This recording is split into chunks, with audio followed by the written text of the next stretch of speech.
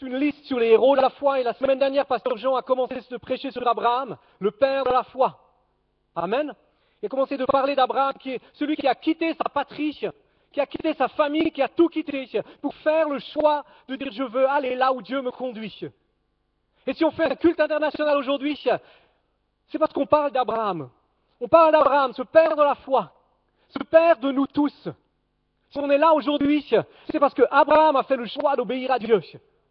Et Dieu lui a donné cette promesse au moment où Dieu lui a dit, tu vas quitter ta famille, tu vas quitter ta maison, tu vas quitter ta patrie, tu vas quitter tout ce que tu connais pour aller là où je vais te montrer. Abraham a dit, ok, j'y vais. Et il a fait le choix de dire, j'obéis, je décide d'obéir. J'aime dire, l'obéissance, c'est une décision. C'est un choix qu'on prend. Et si Abraham a obéi, en fait, la réalité, c'est que ce n'est pas Abraham qui aurait dû obéir. Ce n'est pas Abraham qui a reçu le premier, l'appel de Dieu. Mais c'est son père. C'est son père, Terah, qui avait reçu cet appel de Dieu et qui a commencé de partir de Our des Chaldéens. Et il est arrivé dans un endroit qui s'appelait, je ne sais plus maintenant, parce que ce n'est pas dans mes notes. Il est arrivé à Haran, voilà. Et quand il est arrivé à Haran, il a vu que c'était une belle ville, il a fait le choix de se dire, je reste là. Et il n'a pas obéi à Dieu jusqu'au bout. Ce matin, Dieu cherche les hommes et les femmes qui sont prêts à lui dire, Seigneur, je veux t'obéir jusqu'au bout. Ce départ de Our, de Terah, avec sa famille, c'était l'appel de Dieu. Et il s'est arrêté en chemin. Et des fois, de la même manière, moi j'aime dire ce départ-là, c'est la conversion. C'est ce choix de dire, je fais le choix de dire, je veux suivre Jésus-Christ, je veux donner ma vie à Jésus-Christ, je veux le connaître, je veux marcher avec lui, je veux faire de lui mon Seigneur, je veux faire de lui mon Sauveur. Mais parfois on s'arrête en chemin, parfois on fait comme Terah, on s'arrête à Haran en chemin, et on se dit, maintenant je me pose, maintenant je reste ici. Et ce matin, j'aimerais qu'on parle d'Abraham. Abraham qui a dit, ok, moi je vais rester là. Et dans Hébreux 11, au chapitre 11, justement au verset 9, on a la suite de cette dimension-là. Et il est dit, c'est par la foi qu'Abraham vint s'établir sur la terre promise, comme dans un pays étranger, habitant sous des tentes, ainsi qu'Isaac, Jacob, héritiers avec lui de la même promesse, car il attendait la cité qui a de solides fondations, celle dont Dieu est l'architecte et le constructeur. Abraham n'a pas fait la même erreur que son père. Abraham n'a pas reproduit cette erreur en disant « je vais arriver dans une ville » et dans cette ville, il a vu son père qui s'est établi, qui est resté là parce que c'était bon pour le commerce, parce que c'était bon, parce qu'il a trouvé des amis, etc. Abraham, il est dit qu'il était comme dans la terre promise, comme dans un pays étranger. Il a fait le choix de dire « oui, c'est l'héritage que Dieu m'a donné, oui, c'est ce que Dieu veut me donner, c'est ma terre, c'est mon héritage, c'est à moi, mais je ne vais pas m'établir dans cette terre-là. Je ne vais pas poser ma tente dans cette terre-là pour rester à un seul endroit. Je ne vais pas rentrer dans une ville, mais je vais aller dans différentes villes. Je vais continuer à bouger, je vais me déplacer. Il fait le choix de dire je vais obéir. Je considère cet héritage que Dieu m'a donné comme un pays étranger. Imaginez, Dieu lui donne ce pays et il le considère encore comme un pays étranger. Il ne dit pas c'est mon pays, c'est mon héritage. Pourquoi? Parce que non seulement il sort de sa zone de confort, mais il a choisi de garder les pieds dans la promesse, mais les yeux vers celui qui a fait la promesse. Et de la même manière, quand on vit nos vies chrétiennes, c'est faire le choix de dire oui, Dieu m'a donné un héritage, Dieu m'a donné des promesses, mais je ne veux pas m'établir dans l'héritage, je ne veux pas m'établir dans les promesses, je veux garder mes yeux vers celui qui a fait la promesse. Je veux garder mes yeux attachés à Christ en sachant qu'il y a plus que cette promesse-là. En sachant que ce que Dieu veut me donner est bien plus grand. Peut-être que ton héritage, c'est une femme ou c'est un mari, c'est des enfants. Peut-être que ton héritage, c'est l'entrée dans un travail, c'est l'entrée dans un ministère. Peut-être que ton héritage, c'est une maison. Peut-être que ton héritage, et tu t'es installé dans ton héritage. Tu t'es installé dans ce que Dieu t'a promis, dans ce que Dieu t'a donné. Et tu es bien aujourd'hui. Tu as retrouvé ça comme une zone de confort. C'est le moment de dire, je ne veux pas rester installé dans mon héritage, mais je veux voir plus loin. Je veux voir plus loin parce que Dieu a plus pour ma vie. Dieu a davantage pour ta vie. Dieu veut plus élargir, Dieu veut agrandir, Dieu veut t'emmener dans des dimensions plus grandes, dans des dimensions plus inconnues que ce que tu peux. Dieu veut te dire, mon héritage pour ta vie, c'est la vie éternelle. Ton héritage, c'est quand tu seras dans l'éternité, quand tu vas arriver au ciel et que Dieu va te taper sur l'épaule et il va dire, bien, bon et fidèle serviteur, entre dans la joie de ton maître. C'est là notre héritage. C'est là notre réel héritage. La première chose ce matin, c'est de dire, je ne veux pas m'installer. Je ne veux pas rester là où j'en suis, mais je veux garder une perspective éternelle. Je ne veux pas être là à m'attendre simplement en disant, c'est cool ce que j'ai aujourd'hui, mais je veux aller plus loin. Je ne veux pas rentrer dans une routine. Abraham n'est pas rentré dans une routine. Sa vie était différente tous les jours. De la même manière, Dieu ne veut pas que nos vies entrent dans des routines. Mercredi, la réunion de prière. Lundi matin, une autre réunion de prière. Le travail après, les enfants, etc. Dieu a envie de prendre nos vies dans une vie d'aventure. Dieu a envie de prendre nos vies tous les jours dans son aventure.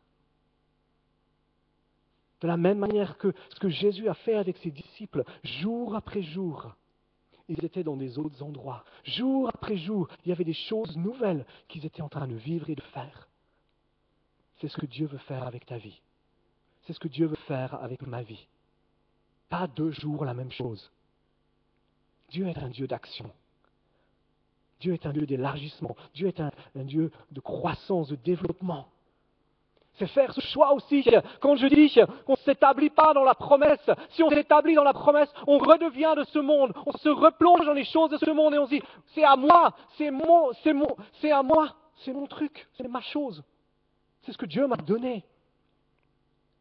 Mais on est prêt à dire, c'est ce que Dieu m'a donné, ça lui appartient et je suis prêt à le donner. Hier, on discutait, ou cette semaine, on discutait avec ma femme. On a une maison et je sais que c'est Dieu qui nous a donné cette maison. Oui, on a encore un peu d'emprunt sur cette maison à rembourser. Mais on discutait. On rêvait ensemble. Tu pourrais se dire, mais on pourrait la donner, cette maison. On avait d'autres choses en tête à ce moment-là. On pourrait la donner, cette maison. Parce que ça ne nous appartient pas. Ça appartient à Dieu. Ta voiture. Est-ce que tu es prêt à dire, ma voiture ne m'appartient pas, elle appartient au Seigneur? Abraham avait cette mentalité-là. Il considérait cette terre comme quelque chose de passager. Il considérait cette terre comme quelque chose d'étranger à lui-même, étranger à sa promesse. Il était prêt à dire, je te donne tout. J'ai bien davantage. C'est Dieu qui s'occupe de ma vie. Ce matin, certains d'entre nous, on a besoin d'être libérés de l'attachement aux choses matérielles.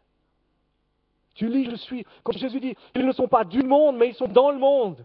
Dans la réalité, on est des fois tellement attachés aux choses de ce monde, au bien de ce monde. Ça ne veut pas dire qu'on doit faire comme Saint François d'Assise, qui pourrait être un homme de Dieu extraordinaire, qui a tout vendu et qui est parti et qui a vécu cette réalité de ce que le jeune homme riche aurait dû vivre. Ça ne veut pas dire qu'on doit faire ça, mais ça veut dire que dans notre cœur, on doit être prêt à le faire à n'importe quel moment. Si Dieu parle, il parle. Si Dieu dit, il dit. Amen. Quand vous dites Amen, ça veut dire je suis d'accord. Qu'il en soit ainsi. Je suis prêt à vivre cette dimension-là. Je veux être libre du matérialisme, je veux être libre de ces choses de la terre. Je veux garder mes yeux fixés sur le ciel, mes pieds sur la terre, attachés au sol, mais mes yeux fixés vers le ciel, là où est mon héritage, là où est-ce que Dieu veut me donner de vivre. De comprendre, comme David va le dire dans les psaumes, il va dire, un jour dans ta présence vaut mieux que 1000 ailleurs. Je viens de passer une semaine de vacances. Même pas une semaine, 5 jours. Honnêtement, ça fait du bien. Ça rafraîchit, ça renouvelle, ça encourage. On a fait ça en amoureux avec ma femme. Mais un jour, dans la présence de Dieu, vaut 50 ans de vacances. Cette réalité de dire, notre réel héritage, c'est la présence de Dieu. C'est goûter à sa présence. C'est goûter à son amour. C'est de dire, Jésus a ouvert le chemin, c'est ce qu'on vient de célébrer quand on a pris la Sainte Seine. J'ai dit aux gars, laissez-la ouverte parce que j'aime la Sainte. J'aime pas la Sainte Seine couverte comme ça, honnêtement. C'est comme si on a quelque chose à cacher. Cette Sainte Seine ouverte, je dis, laissez-la ouverte. Pourquoi? Parce qu'on se souvient que le chemin, il est ouvert. qu'on se souvienne que le chemin a été ouvert pour qu'on soit dans l'intimité de Dieu, qu'on soit dans sa proximité, qu'on vient de prendre le pain, prendre la coupe ensemble, se dire oui, le chemin est ouvert. Mon réel héritage, c'est sa présence. Mon réel héritage, c'est vivre avec lui, vivre dans son intimité. Vous savez, quand Nathanaël prenait ce psaume 126 ce matin où il dit « Le Seigneur en donne autant à ses bien-aimés pendant qu'il dort ». Mais il continue, avant c'était de dire « Celui qui bâtit la maison, s'il la bâtit sans l'Éternel, ça ne sert à rien. » Pourquoi? Si on n'a pas la présence de Dieu, quoi qu'on fasse, ça ne sert à rien. Quelles que soient les grandes actions, quelles que soient les grandes choses qu'on peut faire, c'est inutile. C'est d'avoir ce cœur d'Abraham, de dire « Je veux soupirer après sa présence. Je veux me languir après la présence de Dieu. Je veux prendre cette présence de Dieu. C'est tout ce que je veux, c'est la présence de Dieu. Tout ce que je veux, c'est son intimité. Tout ce que je veux, c'est être près de lui. » Peut-être que tu dis, oui, mais moi je suis trop vieux, je suis trop malade, je suis trop ci, ou je suis trop ça. Abraham est l'exemple toute sa vie. Toute sa vie, jusqu'à sa mort, il n'a rien possédé. Dieu lui a dit, c'est ton pays. La seule chose, en fait, c'est pas vrai quand il dit qu'il n'a rien possédé. Il a juste possédé une grotte pour enterrer sa femme. Dieu lui a donné tout ce pays t'appartient. Mais physiquement, il n'a jamais rien possédé, si ce n'est une grotte pour y mettre le corps de sa femme, Sarah. Mais toute sa vie, il était en action. Toute sa vie, il était prêt à entrer dans ces choses nouvelles. Ce matin, il y en a certains d'entre vous, vous avez besoin de faire le choix de dire « Je veux entrer dans ce que Dieu a pour moi ». Tu es resté dans ta zone de confort. Tu es bien là où tu es. Tu as peur. Tu sais que Dieu a des autres choses pour toi, mais tu as peur d'entrer dans ces choses-là. Tu as peur de ne pas être à la hauteur. Tu as peur de ne pas y arriver. Tu as peur de ce qui pourrait se produire. Tu as peur de l'opposition et du combat qui pourrait se faire. Et c'est le moment de dire « Seigneur, je veux entrer dans ces choses-là. Seigneur, je veux renoncer à ces obstacles qui m'arrêtent et je veux entrer dedans. » Ce matin, on partageait avec Pasteur Michel, je lui disais que dans l'église de Thonon, on a une femme qui n'est pas du tout qualifiée. Aucune qualification, elle n'a aucune formation. Dieu l'a appelée à faire une école chrétienne. Et elle a fait le choix de dire, je ne laisse pas mes peurs, je ne laisse pas mes craintes, je ne laisse pas mes incompétences m'empêcher de faire ça. Je vais le faire parce que Dieu m'appelle de le faire. Et elle s'entoure d'hommes et de femmes de qualité, d'hommes et de femmes formés, d'hommes et de femmes qui ont la capacité de la soutenir et de l'aider pour entrer dans sa vision. Je cherche des hommes et des femmes qui de la même manière sont dire, l'appel que Dieu a mis sur ma vie, je veux y entrer. Dieu ne cherche pas des gens qualifiés pour faire un job. Dieu cherche des hommes et des femmes qui sont simplement prêts à dire je suis d'accord à faire ce que tu veux que je fasse. Et il va te qualifier. Il va t'équiper. Il va te donner ce qui est nécessaire. Dieu lève. Dieu lève des hommes et des femmes. Dieu les cherche. Il t'appelle ce matin à pouvoir te dire je veux rentrer dans ces choses-là. Dans Genèse 13, on va lire quelques versets d'Abraham encore. À partir du verset 7. Cette histoire d'Abraham et de Lot. Et on va prendre quelques points encore par rapport à nos propres vies. Comment est-ce que nous, on peut vivre dans cette dimension de foi? Comment est-ce que nous, on peut marcher dans cette réalité de la foi? Comment est-ce qu'on peut être ce peuple qui dit j'ai foi en Dieu pour faire la différence? J'aime dire, l'appel qu'on a sur l'Église ici, c'est de bâtir et d'équiper un peuple de foi pour faire la différence parmi les nations. De former des hommes et des femmes qui marchent par la foi. Genèse 13, verset 7, il est dit, il y a eu des querelles entre les bergers des troupeaux d'Abraham et les bergers des troupeaux de Lot. Les Cananéens et les Phérésiens habitaient alors le pays. Abraham dit à Lot, qu'il n'y ait pas, je te prie, de dispute entre moi et toi, ni entre mes bergers et tes bergers, car nous sommes frères. Tout le pays est devant toi. Sépare-toi donc de moi. Si tu vas à gauche, j'irai à droite. Si tu vas à droite, j'irai à gauche. Lot leva les yeux et vit toute la plaine du Jourdain qui était entièrement irriguée. Avant que l'Éternel détruise Sodome et Gomorrhe, c'était jusqu'à Tsoar, comme un jardin de l'Éternel, comme le pays d'Égypte. Lot choisit donc pour lui toute la plaine du Jourdain et partit vers l'est. C'est ainsi qu'ils se séparèrent l'un de l'autre. Abraham habita dans le pays de Canaan et Lot habita dans les villes de la plaine et dressa ses tentes en direction de Sodome. Les gens de Sodome étaient fort mauvais et pécheurs devant l'Éternel. L'Éternel dit à Abraham, après que Lot se fut séparé de lui, lève donc les yeux de l'endroit où tu es, regarde vers le nord et le midi, vers l'est et l'ouest, car tout le pays que tu vois, je te le donnerai à toi et à ta descendance pour toujours. Je rendrai ta descendance comme la poussière de la terre, en sorte qu'on ne pourra plus la compter, et que l'on ne peut plus, comme l'on ne peut pas compter la poussière de la terre. Lève-toi, parcours le pays, en long et en large, car je te le donnerai. Amen. Première des choses, parenthèse, Abraham a fait le choix de dire, je veux suivre Dieu. Comme je disais tout à l'heure, je ne m'intéresse pas aux choses de la terre, je m'intéresse aux choses du ciel. Dieu s'est occupé de ses affaires. Dieu s'est tellement bien occupé de ses affaires qu'il a tellement de troupeaux, tellement de biens, qu'il doit se séparer de son neveu. Dieu n'a pas besoin de ton intelligence pour s'occuper de tes affaires. Il est Dieu. Laisse-le faire. Cherche son royaume. Cherche à faire ce qu'il veut que tu fasses. Et laisse-le s'occuper de tes affaires matérielles. Et il va bien s'en occuper. Amen. C'était juste une parenthèse. Mais c'est intéressant de voir qu'il y a un conflit entre Abraham et Lot. Mais Lot, c'est le neveu d'Abraham. Lot n'était pas prévu dans le voyage. Lorsque Dieu a parlé à Abraham, il a dit à Abraham, tu quittes ta maison, tu quittes ta famille, tu quittes ta patrie, et tu vas aller là où je te conduis. Abraham a dit à Lot, est-ce que tu veux venir avec moi? Et Lot a dit, oui, je viens avec toi. Mais Lot n'était pas prévu dans le voyage d'Abraham. Lot n'était pas prévu pour être là avec Abraham.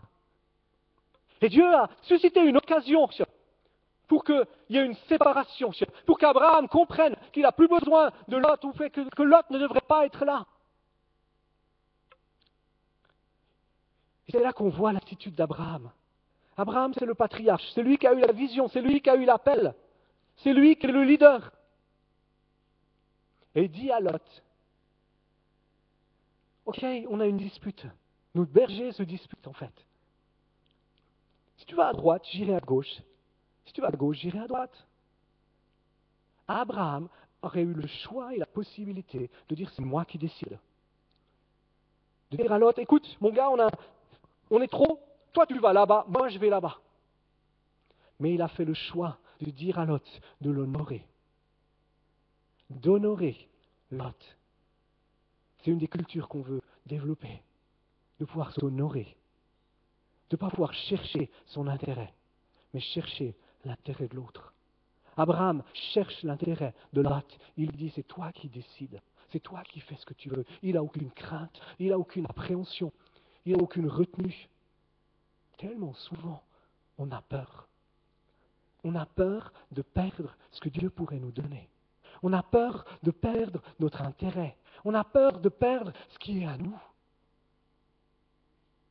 Et à cause de ça, on a tendance à s'imposer sur les autres, a tendance à écraser les autres. Pourquoi dans notre société, si on veut monter en grade, on écrase les autres au lieu de les honorer? Parce qu'on a peur de perdre nos acquis, peur de perdre les choses qui nous appartiennent. Si on a les yeux fixés sur le ciel comme Abraham, on se dit, mais tout appartient à Dieu. Dieu s'en occupe. Dieu est au contrôle. J'ai absolument aucune crainte. J'ai aucune appréhension de perdre. Vous savez, vous avez tous eu quelqu'un qui sonne à votre porte et qui vous dit, vous allez dans un magasin et quelqu'un vous dit, c'est l'affaire du siècle. Si vous ne signez pas maintenant, demain ce sera fini. Ça vous est arrivé ou c'est arrivé qu'à moi? Et puis vous êtes là sous pression et puis vous avez un stress intérieur en vous disant mais je vais passer à côté de l'affaire de ma vie. Si je signe pas maintenant, je vais passer à côté de l'affaire de ma vie. Et tu signes l'affaire, tu rentres chez toi et tu te dis mais je me suis fait gruger. D'accord? Tu te sens déjà pas en paix, tu sens comme de la pression. Et des fois on est la même chose avec le royaume de Dieu. On se laisse mettre la pression par les choses. On se laisse mettre la pression par les hommes et les femmes qui nous entourent. On se laisse mettre la pression en disant, il faut absolument que je fasse ça. Abraham, il a cette tranquillité de la foi. Cette tranquillité qui lui permet de dire à son neveu, choisis ce que tu veux. Moi, je prends le reste. Si tu vas à droite, je vais à gauche. Si tu vas à droite, moi je vais à gauche.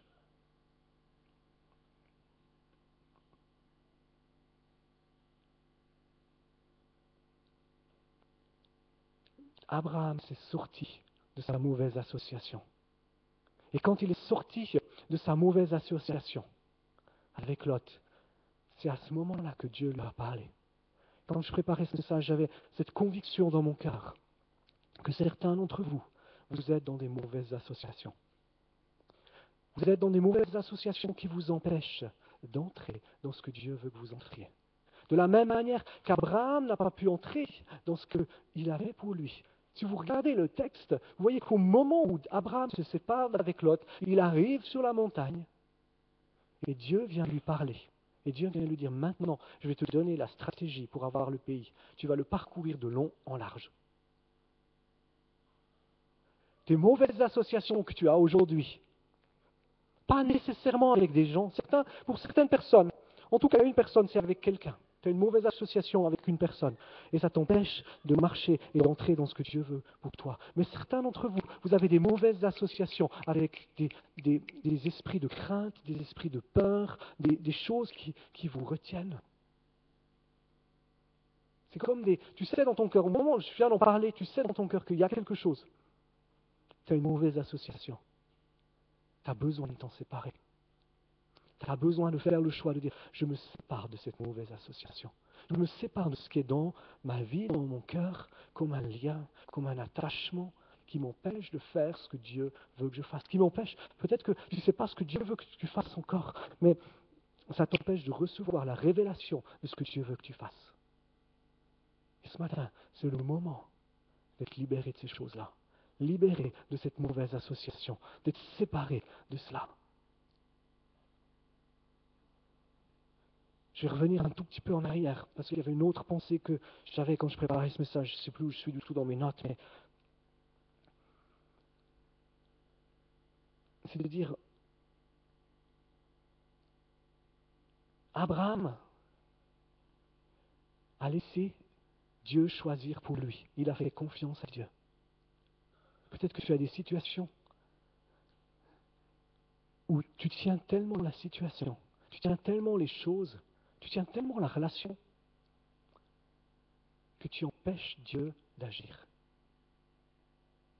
Tu as l'impression qu'en tenant les choses, tu vas permettre à Dieu d'agir, mais Dieu te dit, mais laisse-moi cette situation, laisse-moi cette chose-là, et je vais m'en occuper. Je vais agir pour toi. Je vais agir en ta faveur. Je vais manifester ma gloire pour toi. Ça, c'est une autre pensée pour quelqu'un ce matin. En tout cas, une personne où Dieu veut que tu puisses laisser, abandonner. Lui dire, ok, tu t'en occupes, moi je m'occupe de ton royaume. Une autre chose, c'est qu'Abraham, quand Lot a dit, regardez, Lot, il voit le terrain, on a lu, il voit le terrain, il dit, c'était comme un jardin de l'Éternel. Lot fonctionnait en accord avec ses yeux, avec ce qu'il voyait. Et il voit le jardin et il dit, il est comme un jardin de l'Éternel. Il dit, waouh, c'est un héritage super, c'est quelque chose d'extraordinaire. Et il fait le choix de dire, je vais choisir ça, parce que ça me semble le meilleur.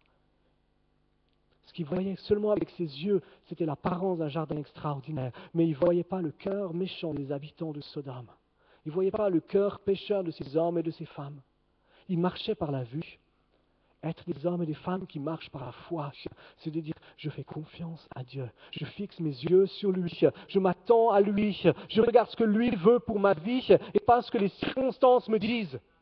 Les circonstances, Dieu peut les changer. Dieu est celui qui change toutes les circonstances comme il a envie. La seule chose, c'est qu'on a besoin de garder nos yeux fixés sur lui et de dire comme Abraham, j'ai confiance en toi. Dans le psaume 37,5, c'est ce que je mettais sur Facebook ce matin. Si vous n'êtes pas amis de l'église sur Facebook, vous allez, si vous êtes sur Facebook, vous tapez Centre Vie et Foi, vous mettez like, on a une page, tous les jours il y a un verset biblique, il y a les annonces de l'église, etc. J'aimerais vous encourager à le faire. Le verset que je mettais ce matin, c'est remets ton sort à l'Éternel et il agira. Confie-toi en lui, c'est lui qui agira. Psaume 37,5. Remets ton sort à l'Éternel. Confie-toi en lui. Ne te confie pas dans tes propres forces, ne te confie pas dans ce que toi tu peux faire, ne te confie pas dans ce que tu peux voir, mais confie-toi en l'Éternel. Il est le Dieu qui opère des miracles, il est celui qui change les choses. Abraham, il aurait le choix, il aurait pu dire une fois qu'il a dit à Lot, ok Lot, tu choisis, il aurait pu se dire finalement, mince, il a choisi la meilleure part, moi j'ai la pire. Lui, il a le beau terrain. Ces bergers, ils auront la vie tranquille, ils n'ont qu'à prendre les moutons, les mettre au bord de l'eau. Il y a l'herbe qu'elle a, la rivière qu'elle a. Moi, j'ai la montagne où ils vont devoir creuser des puits, ils vont devoir puiser l'eau, ça va leur coûter de l'énergie. Ils vont devoir se répandre sur un grand territoire pour que le troupeau puisse avoir assez à manger. Et il aurait pu se plaindre. Il aurait pu être négatif et dire, Dieu, pourquoi est-ce que c'est comme ça? Pourquoi est-ce que tu m'as abandonné? Pourquoi est-ce que tu m'as mis de côté? Pourquoi est-ce que... Elle aurait pu être négative. Mais il a fait le choix d'être positif. Dieu nous libère de ce qui est négatif. Tu ne peux pas être un homme ou une femme de foi si tu es négatif. Amen. Tu ne peux pas être un homme ou une femme de foi si tu es négatif. Si tu as tendance à être négatif, confesse ton négativisme à Dieu. Et Dieu veut te libérer. C'est une des choses que Dieu veut libérer ce matin. Je suis convaincu. Quand on priait dans la petite salle, j'avais cette pensée, ce n'est pas du tout dans mes notes, mais c'était une pensée que j'avais, où Dieu veut libérer des hommes et des femmes d'un esprit négatif. Tu l'as d'une manière héréditaire, et tu l'as cultivé. Tu as besoin de dire, Seigneur, je te demande pardon pour cet esprit négatif. Et je veux être un homme de foi, je veux être une femme de foi, je veux être positif. Dieu a transformé la montagne en un lieu de bénédiction. Dieu a transformé la montagne en un lieu de révélation. Dieu a transformé cette montagne pour Abraham, alors que ça aurait dû être un endroit difficile. C'est là que Dieu est venu le rencontrer. Parce que Abraham avait cette mentalité positive. Il avait cet esprit de foi, de dire, ok, j'y vais. Je vais monter sur cette montagne. Je vais prendre mes biens, je vais prendre tout ce que j'ai. Je vais aller sur la montagne. Et à ce moment-là, Dieu libère la vision. À ce moment-là, Dieu révèle à Abraham ce qu'il a pour lui. À ce moment-là, il lui confirme l'appel qu'il a pour lui, mais il continue, non seulement en lui confirmant l'appel, mais il continue en lui disant, voilà la stratégie, comme je disais tout à l'heure, la stratégie pour prendre le pays. Et dans Ézéchiel, un passage extraordinaire, j'ai marqué ça maintenant, Ézéchiel 33, 24, il dit, Abraham était seul et il a pris possession du pays, et c'est à nous qui sommes nombreux que le pays a été donné en possession. Abraham a pris possession du pays en appliquant cette parole qu'on vient de lire tout à l'heure, où il a arpenté le pays de haut en bas et de large, de tous les côtés. C'est comme ça qu'il a pris le pays. Il n'a jamais été propriétaire, mais il l'a pris parce qu'il a obéi. Et on ne peut pas parler de foi sans parler d'obéissance. De cette obéissance à la parole de Dieu. Il l'a possédé. Il avait une vision qui était plus large que lui-même. Il avait une vision qui était plus large que sa propre vision, que sa propre vie. Ce qui est intéressant, c'est que Dieu lui dit, ce pays sera à toi et à ta descendance. Abraham, à ce moment-là, n'a pas de descendance. Isaac n'est pas né, Ismaël non plus.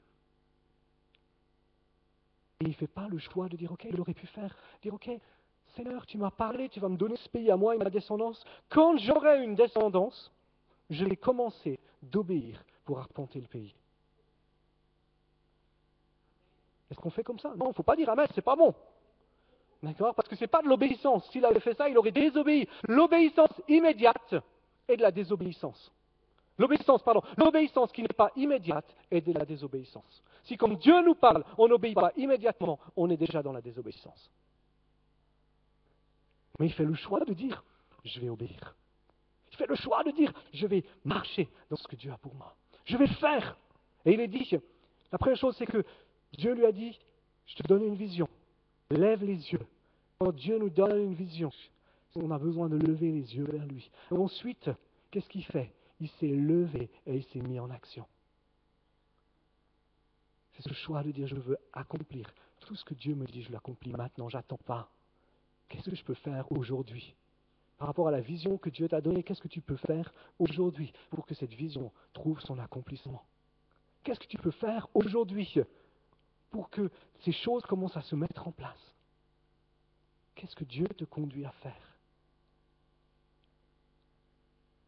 D'arpenter. Garde la vision dans ton cœur. Garde la vision dans ta vie. Garde-la dans la prière. Prie cette vision. Médite cette vision. Rêve cette vision. Partage cette vision avec les hommes et les femmes de foi autour de toi pour que cette vision devienne une réalité. Dieu m'a mis sur mon cœur des années certaines visions. On les garde dans nos cœurs, on les garde dans nos vies parce qu'on veut voir ces choses se réaliser, parce qu'on veut voir ces choses s'accomplir.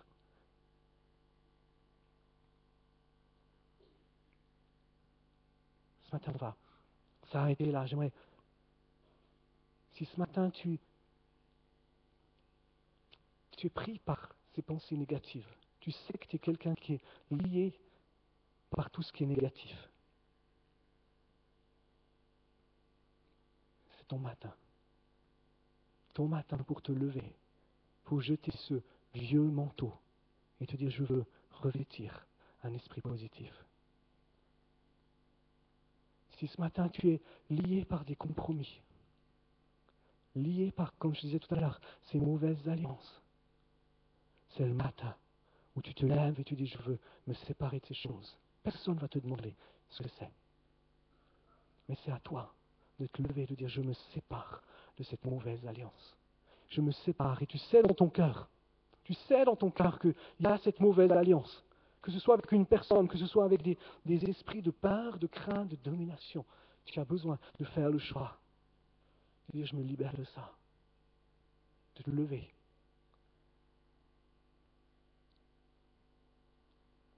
Ce matin, peut-être que tu as reçu une vision. Dieu t'a parlé, mais tu n'as pas obéi. Tu n'es pas entré dans cette vision.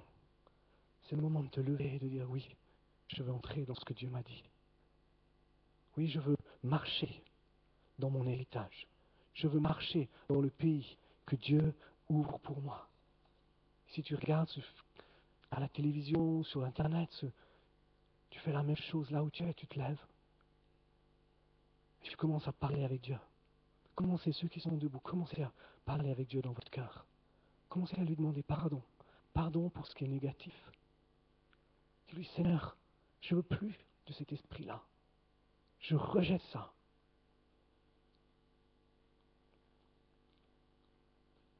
Certains, je sais tout à l'heure, tu as des choses que tu tiens tellement dans tes mains que Dieu ne peut pas s'en occuper. Comme je l'ai mentionné tout à l'heure, je sais que c'est toi. C'est le moment de te lever et de dire, je veux abandonner ça au Seigneur et j'ai confiance, Seigneur, que tu t'en occupes. Que tu prends ça en main. Simplement, ceux qui sont debout aussi, commencez à parler avec Dieu. Commencez à parler avec Dieu. Nathanaël, est-ce que tu peux venir, s'il te plaît? Commencez à parler avec Dieu. Commence à discuter avec lui. Commence à lui dire ce à quoi tu renonces, à lui demander pardon pour ces choses et à lui dire, Seigneur, voilà ce que je décide. Voilà ma décision pour aujourd'hui. Voilà ma décision. Voilà ma décision.